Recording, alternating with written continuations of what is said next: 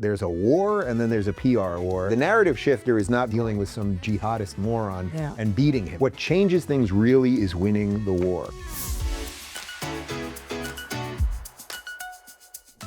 Okay, everyone, so we have a very special episode of The Quad with a very special guest all the way from Florida, USA, Dave Rubin, who is the host of his own incredible show. And with us today is Meira Kay, host of her own show, and the big boss, Alex Trayman, who also has his show, Jerusalem Minute. And Dave, you are now here in Israel for the second time since October 7th. So let me ask you, have you noticed any changes? What are your impressions this time around? It's wildly different than the first time I was here on October 7th. Yeah, and I tried to bring this up in both of my shows in Tel Aviv and Jerusalem over the last couple of days. You know, I came here just a few months after October 7th, and I saw both of you guys. Yeah. And obviously the country was still in just this wild state of shock, which I don't have to explain to you or your audience. And there really was a sense of is this all about to collapse and what the hell is going on? And there were still way more hostages there. There was just really an endlessly upheaval feeling. But I would say that's to the backdrop of also then being in Tel Aviv, where I was out till 4 a.m. one night and partying. And it's that dichotomy is just so incredible about this country. And and it's so deeply connected to the history of the Jews, which is that all this bad stuff happens and then we survive. Yeah. And then we celebrate it while we're telling the story that is about our close to destruction and we eat. It's very so all of that stuff is there. But what I can tell you now, that was about a year ago. And then coming here this time, there is way more hope. It is clear to me that there's still a long way to go. There's still 20 hostages there, plus the bodies. There's this Iran situation. But, so much in terms of getting rid of Hezbollah. The Houthis have largely been eliminated. There's still problems. I get it. Nobody's denying that there's problems. But the feeling that I'm getting from everybody is sort of there's this kind of intractable thing that nobody really knows the answer to, as it relates to Gaza, because getting the hostages out alive is in conflict with just destroying Hamas. And nobody knows what the answer is. And if you talk to every single Israeli that I've talked to, everyone has a different opinion on that.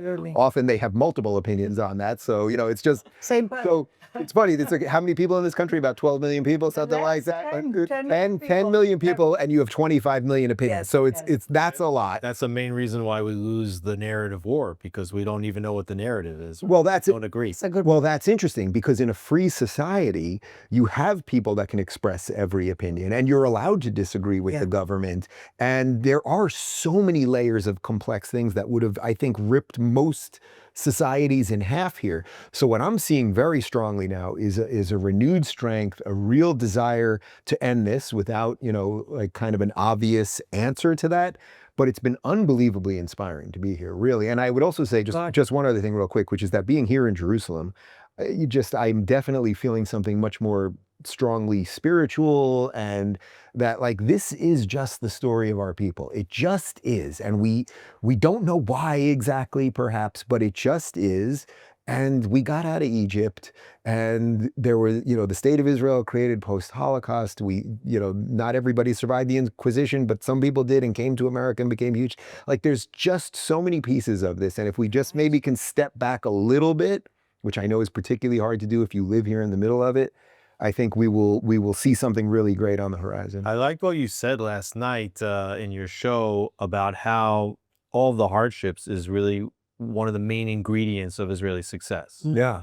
Well, it's just true. I think Israelis probably wish to some extent it wasn't true. It would be nice. You guys probably look at America or American Jews and are like, they have it so easy and they are successful and whatever. And that kind of is true. But if you look at the endless innovation here, from literally taking the desert and making it bloom, and drip irrigation, and all of the tech, and all of the miraculous things that you've done in this very war to rescue people, everything else, really no other country could do it. And that's what they hate the most. They cannot accept, they cannot believe that these people who genuinely, I think the line that I said last night that I could feel the audience really liked is, the left loves oppression. They love to be oppressed, or they love perceived oppression. So then victimhood identity. So in America, you have people who are not really oppressed. There's no one that's really oppressed in America. So people like perceived oppression.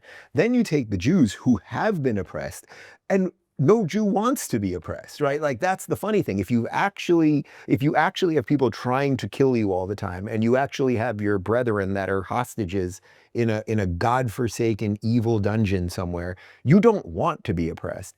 And that's why there's so much conflict around the PR thing around Israel, because it's in stark contrast to the way that so much of the world looks at the oppressor-oppressed narrative. And how do these little people that should be gone by now, it makes no sense. We are walking dinosaurs. Yeah. We And really so, are. right, and that freaks people out. Oh, there's a walking dinosaur. There now it's those things. That's a narrative we can go with.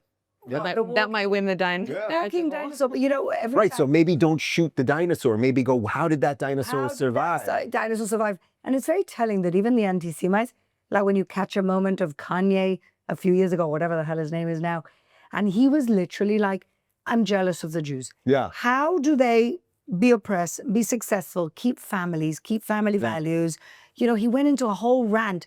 And that's really where it comes from. That was that line when he literally said, I'm jealous of the community. And it's like, so let me get this straight. You seemingly hate these people, you're obsessed with these people, but actually you're just jealous of them. What you might want to do is model some of the things that they do. Yes. And maybe that is a better way of, because Israel always had this constant messaging problem. That's what everyone talks about here. Sure. But, I think partly it's because you're busy fighting for your lives. So sometimes doing the PR battle, I watch you on Piers a lot or some of these shows. Oh, and I'm not going back. Yeah. You've also been on. No, and I've been on that. He largely doesn't bring me on to talk about Israel, although obviously I would. About American stuff. It's mostly American stuff and, woke nonsense or Trump or that kind of thing. But, messaging this stuff is tough because you guys are in the middle of a fight. So there's like a PR war and a real war. I would much rather win the real war than the PR war. But Hamas expects to win the PR war. Yeah. They all win. How does a terrorist organization, what do they have? 50,000 troops, 50,000 rockets, tunnels, submachine guns. How do they defeat the IDF? Like, we called up 350,000 soldiers on day one. We have F-16s, F-35s, Apache helicopters, precision-guided munitions, intelligence. Like, a terror organization cannot defeat the IDF on the physical battleground. Right. It's the battle of the narrative that causes Western governments and the UN and the ICC and the ICJ to put pressure on Israel to stop before the job is done. Well, So if you got and one Hamas guy delegitimize waving the it. flag, that's how they win. Right. Well, that's not look. The ultimate irony, of course, is that if Israel wanted to end this war in basically a week, it could have been over, and it would have been horrific, and there would be people that hopefully will come back that would not have come back, but it would have been over. And you can probably you might be able to make a very ethical argument around that. It's an argument. It because absolutely, we've lost a lot of soldiers. because right. So how many soldiers do you lose in the quest to right? So there's It's a real argument. so there's it's a real moral dilemma. It's a moral dilemma, it's a philosophic dilemma, it's a political dilemma, it's a PR dilemma, it's all of those things. I would wonder, and maybe we'll find out about this years from now, if the Hamas guys right now, if they're just walking around like, can you believe these effing idiots? Yes. Can you believe, like, we did this thing? And I know, they think they're the good guys, but can you believe we did this? Not only did we do it, and we got everybody to turn on Israel, like, boy, did we step in it in the most, that was the strategy. That is their They've been strategy. laying the strategy, like the whole BDS, boycott, divestment, sanction strategy was laid 20 years ago. Yeah. The anti-Israel pressure in the university campuses, this already began 20 years ago. This was, they built the tunnels underground. It took a lot of money and a lot of years to do that before they went in on October 7th. The same thing with regard to the narrative. They have been sowing the seeds of this. Absolutely. And what they want ultimately is now what you're seeing France doing, pressuring for the unilateral recognition of Palestinian statehood. And ultimately what they want is sanctions and arms embargo. To delegitimize us because they know that militarily they can't win. But it's the same with America. What does Qatar, what does the Muslim Brotherhood want to do? What does the Iranian regime want to do with America? They know they can't beat America militarily, so let's deconstruct their society with this woke. Who's funding all this woke stuff? Look, I mean, Qatar obviously is funding a lot of this, Absolutely. for sure, but I think there's also a huge Chinese element going on with it, because China, I don't know that China in its like heart of hearts is really anti-Israel per se, No. because actually Chinese do model a lot of the behaviors of the Jews that we just talked about. But China knows if you can sort of disconnect Israel from America, or you could just create chaos in America, which if you create all of this crazed anti-Semitism, that generally creates chaos around America, that America will be be more vulnerable. So I think they're using Israel and the Jews As a in pawn. kind of just like a very cynical way to dysregulate America, and they're clearly being successful at By the way, in many ways, it's more intelligent because instead of looking at Israel as like this thing we're jealous that we don't want, it's like, okay, we see that they always win, we see that they always succeed, but they're always the underdog. Let's actually use that to our advantage. Right. Right. So the Chinese strategy actually makes a lot more sense than the rest of the strategy, right? Like, they all, if there's anti-Semitism, it means the demise of a society. Let's use that for the Chinese advantage. Right. It's really, in some sense, it's really clever because one of the things I try to talk about on my show is, look, I'm Jewish, so I care about Israel, but I care if people hate Jews. I would prefer that not be the case. But if you were a completely secular, or it doesn't really just secular, you're just an America first American who doesn't care about any other culture or anything else. The reason you should care about this is because, do you think that if the jihadists win here, that they're just going to be like, we're done. well, boys, let's wrap it up. We did it. Like, let's move to Bora Bora. Like, well, they might move to the Maldives because they don't like Israel and the Maldives. But like, they're not going to wrap it up. Then it's like they've just got the first bite. And that's so obvious. It's ridiculous. And that's also why Macron, it's like he's going to have a Palestinian state in his country way before there is one here. And he thinks he can throw Israel in the next one. The decay. They have big problems of Islamic fundamentalism that they're kicking down the road.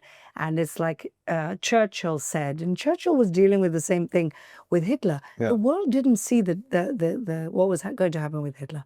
They wanted to appease Hitler. They appeased Hitler. And then Churchill came and said, no. And what he said is, the appeaser is the person who feeds the crocodile with his friends thinking they'll be eaten last.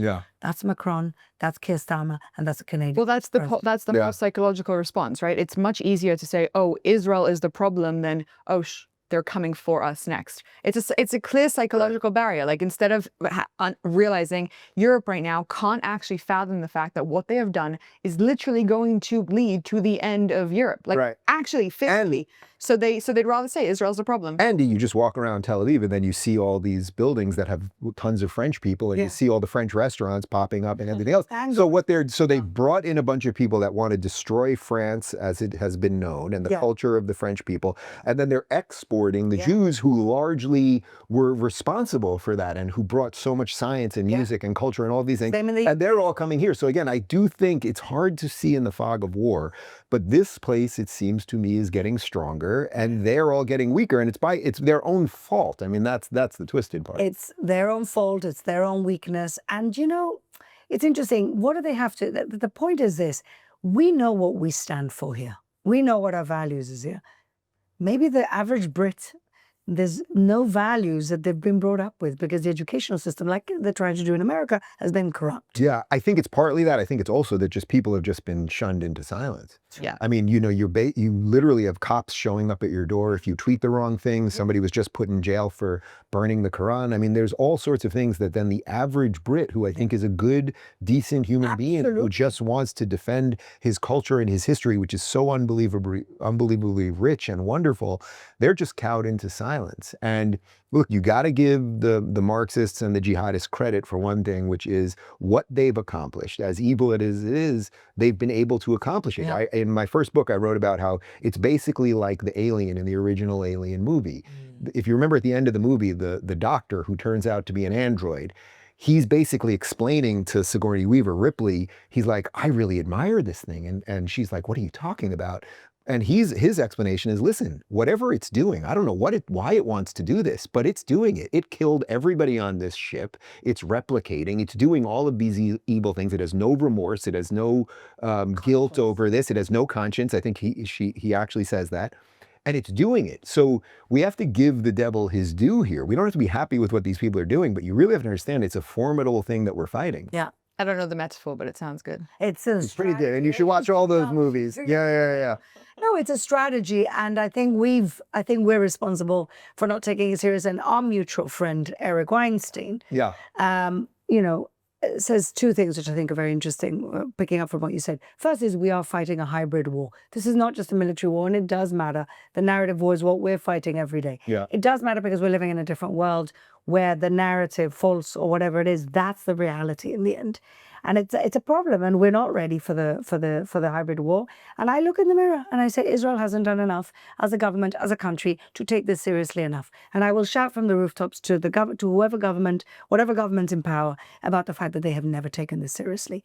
So I think that's very disappointing for me. But the second bit of what Eric Weinstein said, which you touched on about Judaism, Eric says, like we're talking about Kanye, about jealousy. This is something we can export. These values are universal values of family, of gathering, of community, or whatever it is. This is something that instead of the world resenting us for, we could really export. Yeah, it's a weird thing just trying to live your life and having to explain it, though. Yes, so a line that I think maybe I heard him say to you was that we should weaponize Shabbat. I thought that was pretty good. Bring people around the table and explain yourself. Or when I went to your family for Shabbat, which was before October 7th, so that's 2 or 3 years ago, and your dad has such an unbelievable way of explaining why do we do all the, my employees, many of them were here right now, they're not Jewish. They had no idea what was going on, but to explain these things and why you do them and why then your whole family and extended family and the next generation's there and all of those things. So that I do think is a positive thing. On the first part, though, again, I'm sympathetic to like, oh man, Israel has been fighting for its existence, so maybe it just dropped the ball. It definitely dropped the ball. I think on the point of exporting our values, I mean, that at the end of the day is the obligation of the Jewish people, and that's why we've been around for so long. Like if you go, I'm Orthodox, but if you go into kind of the depths of what our job is, we are here to be a moral light, and there's a massive obligation on us, and when we don't do it, that's why we're held to a higher standard. Like people walk around and be like, why is Israel held to a double standard? Well, because that's why we're here. That's why we haven't fallen apart. That's why we haven't disappeared. We're here to show our values and to show the world what it looks like, and instead of them liking us for it, and I think that's part and parcel of our issue, we don't do it unapologetically. We don't say, look, yeah, we do have a moral code that is actually really freaking amazing, and if you listen to it, your life would be enhanced. We kind of shun away from it and hide, and we're like, no, we're the same, and as long as we go on with this narrative of being the same, we're going to fail because we're not the same. That's why we're here. That's why we exist. And that's what Israel is. It's a moral beacon of what could be in a terrible place. And that's what you're feeling. You come to Jerusalem specifically, but Israel as a whole, you feel that there's a lot of crap going on. There's a lot of problems, but like there's also, we're going to be fine. There's so much good. And it's kind of this duality of micro versus macro. Everything's going to be okay, but that's the Jewish message, and that's so lost. I'm telling you guys, the energy here is so insane. I don't think I've slept since I've been here. I've had 150 cups of coffee. I've had a lot of shawarma, but I don't think I've slept, and I haven't really sleep after you eat the shawarma. No, there is a moment when we get on we get on the bus. No, there's like an hour window, but it's not a deep sleep, but it's a serious fatigue. But the energy here, no, you're totally right. But the energy here is just so absolutely off the charts, whether it's the Tel Aviv crazy party life, that thing and the beach and all that, or the spiritual energy that's here. And those are very different things, but it's so off the charts, and you guys are in the middle of it. So you probably can't recognize it all the time. But I'm telling you, having been to a lot of European countries lately, walk London and tell me if there's energy on those streets. No, there is depression on those streets. I was in Budapest before this in Hungary, where there's an energy, but it's like a stable energy. It's like we have our country, it's under control. The Nazis were here, the communists were here. Protecting the borders, the Hungarians. But they're kind of like, they're just very like, they're just like, we have it now, it's good, we don't want to lose it. It's a very stable energy. Here, it's just like energy like this, and then the spiritual energy like this. Our stock exchange is up 28%.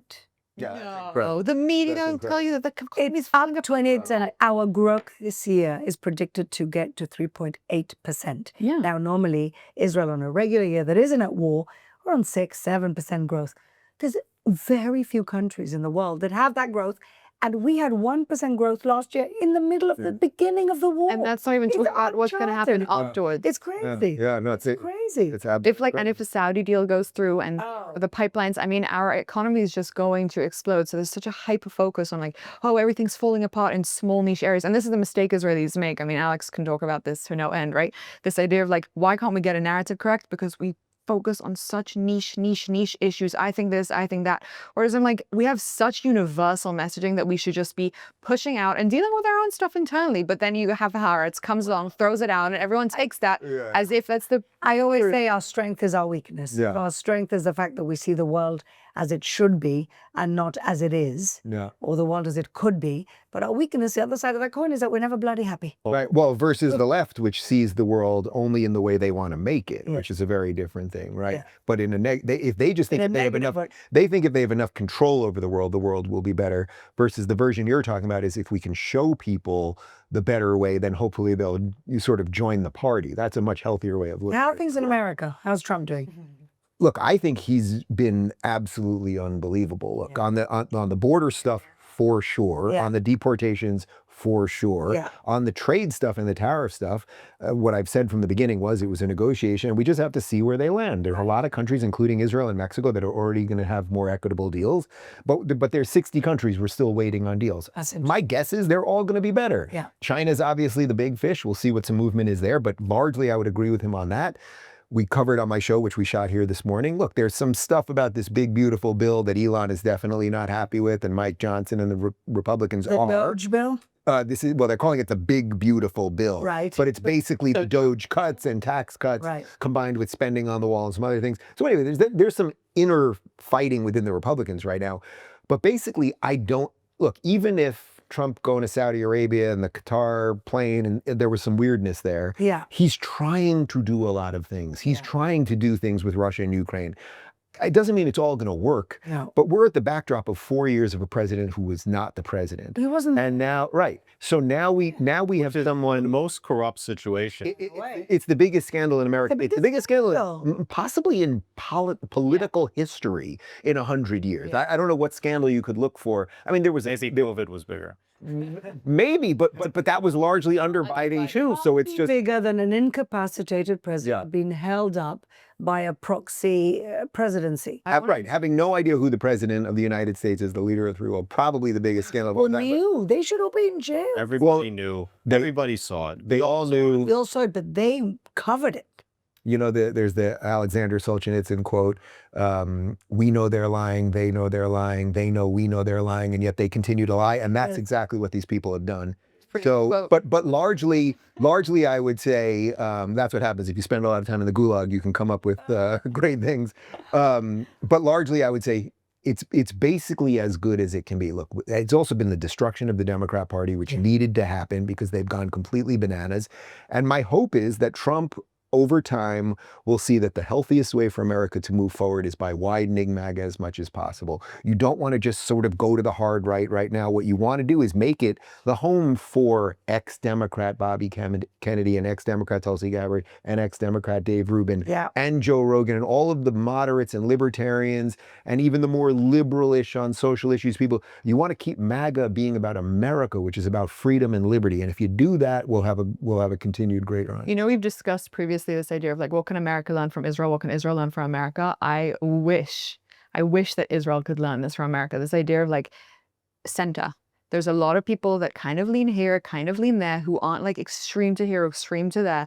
So most people are conflicted on a lot of issues in Israel. Like, let us make the center great again. Like in Israel specifically, most people don't know what to do about the hostages. Most people don't know what to do about the, like, 80% of people agree on 80% of things. Right. And it's like that should be our political leadership. That should be our political leadership to some degree, that has like this unapologetic Judaism, unapologetic Israel, which some people now would say is extreme right in Israel. I mean, Alex can tell you to no end about that as well. But it's not extreme right. It's the idea that this is our country, we live in it, and we support it, and we love it, and it shouldn't have been made into an extreme. Most of us want hostages home, want Hamas done. We don't know how to solve it, and we'll have to figure that out along the way. Well, that's the irony. Well, that's the irony of having Bibi around for so long, who's done so many unbelievable things for this country. You know, like the way he changed a largely socialist country into a capitalist country. That he's been right about most of the big issues. October 7th did happen on his watch, but that he's come back so many times. All of these things. But the strange part is if Bibi was an American politician with the way he speaks and what generally his policies are and everything else, he'd be a moderate Democrat. He would be Democrat. No, I'm sorry. He'd be He'd be maybe old school moderate Democrat, but he really, right now, he'd be a moderate Republican, right? He'd be just something within MAGA, But moderate that's not Republican, because something that's like because that. the Democrats have lost their minds in America, No, not because of what they actually believe. No, of course. So then really the question is, if you have someone like Bibi, who in some sense from an American perspective, actually, he's like a sane moderate, forget Republican, or he's just a sane moderate. He's actually not like some crazy radical, something like Most that. right-wingers in the country will tell you he's not a right-winger. He's not. That he's not even right-wing enough. Really? But that's my point. So the lefties will tell you he's completely insane, and then the hard right will say he's not even with us. So that puts him somewhere in the center.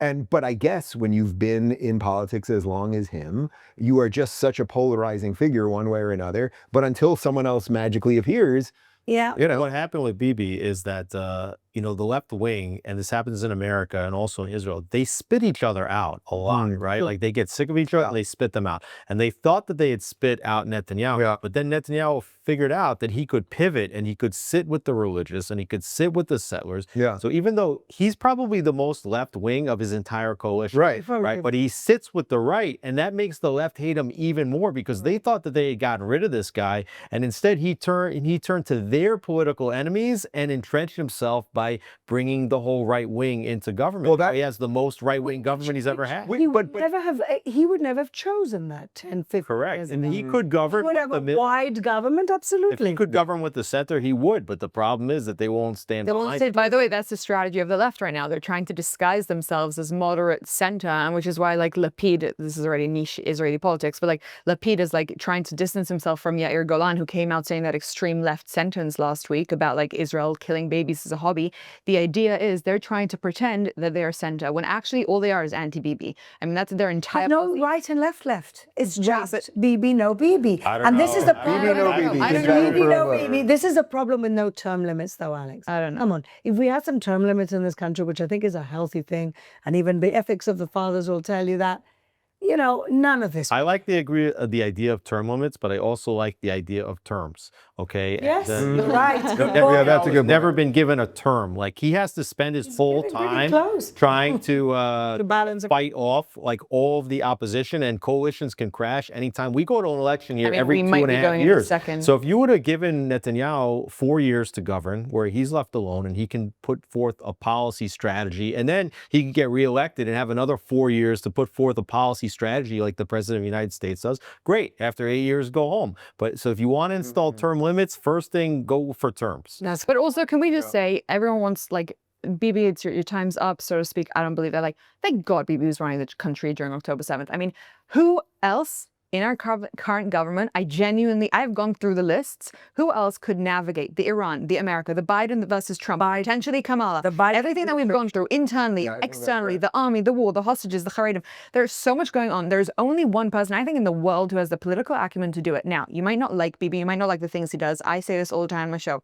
I disagree with a lot of his policies. I wish they were way more intense than they are. And he's always kind of trying to like dodge bullets a little bit instead of just moving forward, as you said, with the things that he should do. But at the end of the day, thank God Bibi was running this country. So many people want him out and say things like he should have stepped down. Who would have replaced him? Somebody give me a good solution. I have not yet had a good answer. And I'm like very grateful that there's no terms as of now. Maybe we should change. I agree with that. And I also think that, as I said before, when Israel gets through this intractable thing, there's also going to be a generational shift here of haters. We've desperately needed it in the United States. And finally, Elon coming along and having something to do with this was the first Gen X guy, his early 50s. And most countries should have leaders somewhere between 40 and let's say 60. You want leaders that are old enough to have had some experience and hopefully done things out of politics, but then have children and have skin in the game, and they're still strong enough and healthy enough to do anything. And we've been all governed, and I don't fully include Bibi in this, but we've all been governed by people that are way too old for way too long. And that needs to come to a close too. And I think you're going to get a whole generation of heroes now that will have been created out of this horrific situation. More than that, here in Israel, there's kind of been this narrative like politics is like for the old manipulative people. We don't really want to do it. Now after this war, I think we're going to see, it might take one more election cycle because the big people in power are going to try and crush the new people who want to come, the fresh blood. It'll take some time, but It's now becoming the thing. Young, capable, charismatic people don't want to go just for high tech. They want to go to politics because they see diplomacy needs to be shifted. They see narrative warfare needs to be shifted. They see the change that needs to happen. And they've been out there fighting for 300, 500 days. And they're saying, enough's enough. We're not leaving it to them. Well, I'll give you a guy. Make him a star here in Israel. I met a guy at the Tel Aviv beach the other day. He was from Sayeret Merkal. He saved several people during October 7th. His name is Yadin Gelman. I could not have possibly been more impressed. Really? Shot 7 times. He's missing his bicep now, but he's tall, he's handsome, he speaks perfect English. His parents are American, was born here. The guy is, it was so obvious to me, this is a guy who should be either a spokesman for Israel or in the government or something. So now I hand him to you. Okay, right. Yadin's great. And he will go far. I don't think he's going to go into politics just yet, but he will eventually. And I think, again, this is the shift. You've got these people who have proven themselves, war heroes, who have stood up for the country after day. But once upon a time, they're like, I want to go make money. I want to go to high tech. Now they realize, no, this country needs to be saved. Zionism is back. You know, Zionism is back. That's what's amazing about this. There's October 7th has so much negativity to it and so much pain, but it brought back to this country this feeling of, this is my homeland. We are fighting. Pioneering. Like, there's all this like rumors people have left Israel. No, people are coming back in droves. People want to make Israel great again. And I think we need to change, like there's going to be that shift for sure politically. Well, on that wonderful positive note, Meira, maybe we'll go to our joint scumbag of the week. And there's so many every single week. But because we've already done a lot this week and, you know, we don't want to be bogged down by negativity, let's just talk about one person who's been particularly horrible this week. I mean, I don't know. I think she's become my hero, Greta Thunberg. She's my, honestly, every time I open my social media, I laugh. So I'm seeing. I can get on board with that. I mean, we were just trying to figure out whether she's actually in Israel right now or. Well, did she get arrested? Did they stop the boat? My thing was, take the boat, drop them off in Gaza. There's no port, but you know, drop them off somewhere. Yeah, and. Yeah, let them land, confiscate the boat, and say, good, that's what you want to do. Now go with your people. All right, and you can even leave them with a couple weapons. You know what? Good luck with all that. It just shows how delusional they are. They come on this boat with no aid. It's a tiny boat that like 4 little people will be like, we're going to take down the packages of save the narcissism of it all. It's lit, but that's exactly the moral narcissism that they're going to come and save Gaza. It's just so performative. I mean, it's not just her. I think she's just one of these girls who's been manipulated for a long time. No, in some sense, you can't really, it's too soon right now to have sympathy or empathy for her, but what the world or whatever whatever machine she's in, whatever made her, it's such an evil force that, you know, you can see it in her. She looks like she's aged, you know, she looks like she's in her 60s or something when she's, how old is she, 20? Yeah, she's or even, is she even 20? Like, you can, there's such hate within her, and basically the climate movement is dead now, and that's good, and she just moved it into the newest thing. And by the way, when this thing's done, she'll move it into something else, because it's not something, the revolution is always about the revolution. It's not about the reality. That's a good point. Yes, Greta Thunberg, we missed you last week on the episode, but you are definitely one. And I've got to add, and we had Piers Morgan as a scumbag this week, actually. Well, that's a surprise. But honestly, I watched the interview again with Natasha Hausdorff, friend of the show, friend of all of us. And he didn't let her talk. And so the question is he now not even pretending to be balanced? Is he now over? Is it over now? Is he now fully in the pockets of Qatar? And why is anybody bothering to watch it from our side? Or should we all decide nobody's pro-Israel, no pro-Israel voice is going to go on, because you're not going to get a fair shot, so what's the point? Well, I think actually you made us look very good. I think the only one who lost from this interview is Piers at the end of the day. Natasha may not have gotten her argument through, but she was so poised, so eloquent. Yeah. She seemed like the adult in a room of children. Yeah. Her Piers, by the way, when I saw the tweet of Piers, it's like eek or like E or something. And I was like, did a child write having this? a tantrum? It seemed like a child had written it. And I've actually given Piers a lot of credit for at the beginning seeming semi like, you know, unbiased at the beginning. And it's now, I've seen interviews with him where he's not like crazy biased towards Palestinian cause. This interview was just shocking, and it just made him look bad. But it just made him look bad. Worse over time. Right, but it just made him look bad. And I think Natasha looked like at the beginning. I don't know, I think Natasha looks amazing. You're right, at the beginning he tried. The first time I was on Piers, he was even, you know. Then when he's with another man and then there's a woman, he's a little bit of a chauvinist, misogynist. He always gangs up. He always takes the man's side, including Norman Finkelstein, a Holocaust denier. And and essentially he always gangs up against the woman. That's what he does. But what do we think of Dave Smith? Because he has been my kind of continuous. Why is a comedian, I'm sorry, who has no geopolitical acumen, has never been anybody who has any opinions on these things, all of a sudden got into this game? What I mean is, an online content creator, what they do is speak about controversies. You don't have to have any sort of legitimacy for why you have an opinion. You go online, you speak about something, and if it gets you a good weight, you take it. You know, without even talking about him specifically, I mean, I addressed this last night, that unfortunately the expert class has so failed us. Yes. Through COVID, through so many hoaxes, hoax after hoax after hoax, Russia, very fine people on both sides. You know, we can go through the laundry list of things that the mainstream media has lied to us about. Yeah. That then it caused the rise of the online people. I'm one of them, so I think there is some good there. But then you're just going to get everyone talking about everything. I'm a free speech guy, so I want everyone to be able to talk about everything. But then the nature of the internet then creates a situation where if you just say crazy things, exactly, you will go viral, or if you just own someone, you will go viral. So even the Piers thing that you're referencing, it's like very few people are going to clip Natasha in a thoughtful way making a point and then have that go viral, because people are like, oh, the people that agree with her are just like, oh, that was right, and okay, let's move on with our life. Scream. But the people that'll hear Piers say bullshit or whatever then go crazy with it. So there's a lot of selective pressures here. Yes. There's click pressures, there's algorithmic pressures, there's obviously bots, there's obviously some funding issues. And all of that, unfortunately, creates a toxic stew.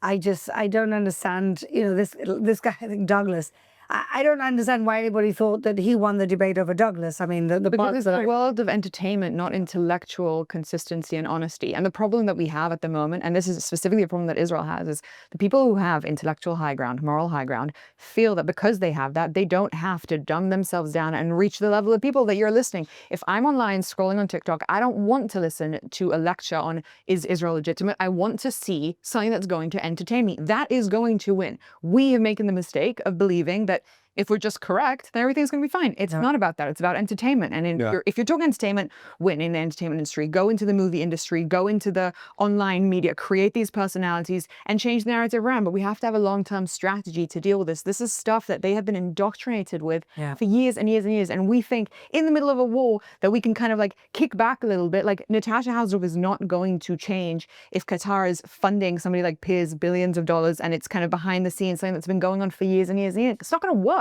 It So really we have is to a kind of funding pull back. issue also, I like agree. people don't understand this. We're getting dramatically outspent. I mean, the entire mainstream media is in the pockets of the Qataris, the Palestinians. Absolutely. CNN, BBC, New York Times, they take their cues in the morning from Al Jazeera. Right. And so, you know, what's all Jewish media combined budget, you know, $100 million, $200 million. We're fighting against multi-billion-dollar industry, and it's a David and Goliath fight. We know that, but we still got to put some more stones. Well, let's not forget that the great Al Gore, who created Current TV after he left office as vice president, you know, and the only reason he got Current TV was because he had his connections through being VP to get cable access, which that's what you need. When it was a failure of a network, which you probably don't even remember Current TV, No, it was on American TV. It was this sort of short form. Who took over Well, that? so they were selling it and you weren't selling Current TV, you were just selling the access, right? Because it's on the cable. The distribution, You're selling distribution. You're buying a faulty product so you can get the distribution. Glenn Beck tried to buy it from him for, I think, $500 million. And he wouldn't sell it to crazy I say that in quotes, crazy right-wing Glenn Beck. So you know who he sold it to? It's Al Jazeera, right? Al Jazeera. Wow. So Al Gore, Mr. Climate Change, sold it to Al Jazeera by this, you know, funded by and created by the government of Qatar, which I think has a little something to do with oil. They had no problem to do that, but Glenn Beck was too scary. So yeah, there's a lot of compounding. But you know, Irony of it all. Yeah. I realized this when I first started posting. I started getting like these pro-Palestinians saying to me, how much are they funding you? How much is the government funding? And I was like, no one's funding me. That's such a random thought. The only reason you would think that is if you are getting Well, I've been getting those messages while I'm here. I'm pretty sure I'm losing money on all of this. employing you, Dave. No. I wish they would. That would be fine. You look at the Jewish media that fights against, supposed to fight against this. Superior journalists. Right. So most of the Jewish media, and you look at some of the bigger players in Israel, Times of Israel, Jerusalem Post, Haaretz, they've dedicated their pages to trying to delegitimize the elected government of Israel. Right. And in the process, what they do is they say that every policy that the government's been implementing during the war is bad. So, for example, in the Times of Israel, you can see articles where they say a ground invasion into Lebanon is a bad idea. Saying banning UNRWA from operating in Gaza is a bad idea. And so what happens is you actually have anti-Semites on 4chan channels and others, and Alex Jones quoting Times of Israel as an Emirates article saying, see, this is what I'm telling you. So we have I'm always shocked by the fact that when you speak to people abroad, they have no idea. I mean, now I think people know Haaretz might be left, but they have no idea that Times of Israel leans left. They just don't know that we have this own issue. They don't know that Bring Them Home movement is a left-wing anti-government movement. People do not understand that just like you have it in the States, you have it here in Israel as well, and that reflects outwards. Left doesn't support Israel. It's just like, it's so simple to understand if you actually get it. But if you read Times of Israel as like a nuanced, unbiased place to find out about Israel because they break news so fast, you're getting left-wing narrative, which is not good for Israel. Plain and simple. Unbelievable. It's really incredible how the weaponization of our freedom of speech happens. You know, which is, it's a dilemma. You're a freedom of speech absolutist. What can Israel do? We have incredibly very vital internal debate. We have a lot of disagreements. You're right. There's a lot of delegitimization going on, which is not okay. But then what do we do? Well, one thing is I think you can absolutely make a free speech argument that you don't have to let enemy states broadcast in your country, which you guys have dealt with a lot of that, as I understand it. But as for Haaretz, as evil as they are, like, I don't think you can shut them down. I don't think you should shut them down. You have to allow for dissent. And then you have to understand that, yes, bad actors in other places are going to use that propaganda and say, see, they're even saying it in Israel. It's just part of the battle. So again, there's a war, and then there's a PR war. And I think you guys should be focusing as much on winning the war as quickly as possible, despite the dilemmas that we talked about before with the hostages and everything else. Winning that as quickly as possible and letting people see Israel got to the other side. It's still here. It's still strong, et cetera, et cetera, et cetera. That's the narrative shifter. The narrative shifter is not going on Piers and being brilliant and dealing with some jihadist moron and beating him. It just doesn't really do anything. We all think it does in some sense, and I say that with due irony. This is what I do for a living. But that's not really what changes this. What changes things really is winning the war. Absolutely. And I think the last 2 weeks has been the perfect example of that point, because the whole world just intensified the accusations of genocide and of starvation and all of the libels, the blood libels that happened in the last 2 weeks. And what's happening? Last night I sat down with this guy from the CIA who's running the alternative food distribution. It's going really well. And they're going crazy. Well, that's going crazy because they know Hamas is we're taking Hamas out of the equation, which is the beginning of the end of Hamas. And so all of these news media, so-called fair media, is basically doing the speaking points of Hamas. They're going nuts at the fact that we're actually solving the problem of Hamas. The two things that you just mentioned, number one, France and everybody coming hard on Israel, and us now finding a solution to the distribution of the humanitarian aid. It's both simultaneously connected to Israel's renewed incursion into Gaza to say, we've given enough time to try to let the Hamas negotiate the release of the terrorists. They're still there. They're still a problem. And we're going to finally take them out. We finally have the weapons that we need. And President Trump gets all the credit in the world for unlocking many, many shipments of munitions that Israel had withheld from the Biden administration. We finally have what we need to do it. And we have the green light, and we're doing that.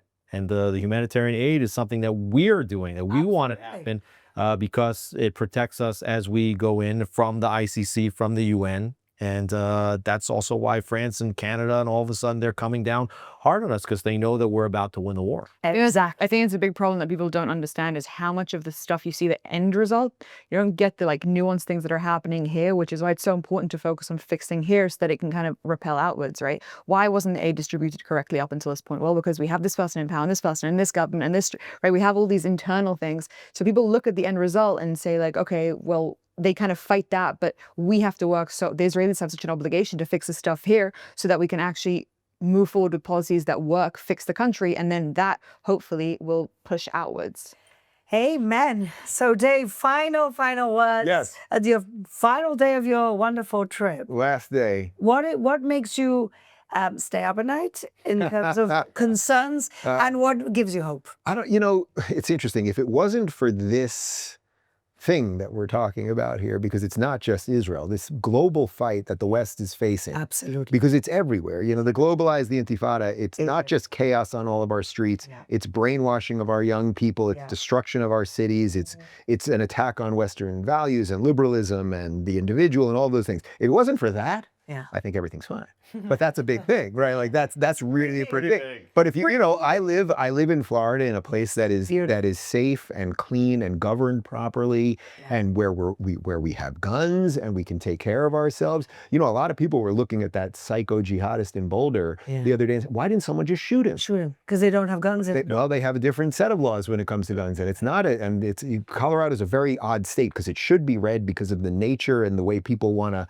react with the world there, and yet Denver has an awful lot of control over it. So anyway, I don't want to go too deep in that, but outside of the sort of like layer of just craziness that is everywhere right now, under that, there's a lot of good things happening. I think there's good things happening in our country. I think there's good things happening in your country. I think less so in Western Europe. Yeah. But some good things happening in Eastern and Central Europe. Sure. And look, the story is that we're going to eat about this one day. I go, boy, that was a headache. Where's the horseradish? We survived that wave. We grabbed on to our surfboards, and we're still here. We're winning. We're winning. We're winning. We're winning. You're right, Alex. And that's why everybody's going bananas. Dave Rubin, thanks for being here. Thank you for being a voice of reason and moral clarity. Thank you guys for having me. And we want to see you again. I shall return next year in Jerusalem. Amen. They say that somewhere. Absolutely. Thank you. Thank you all for watching.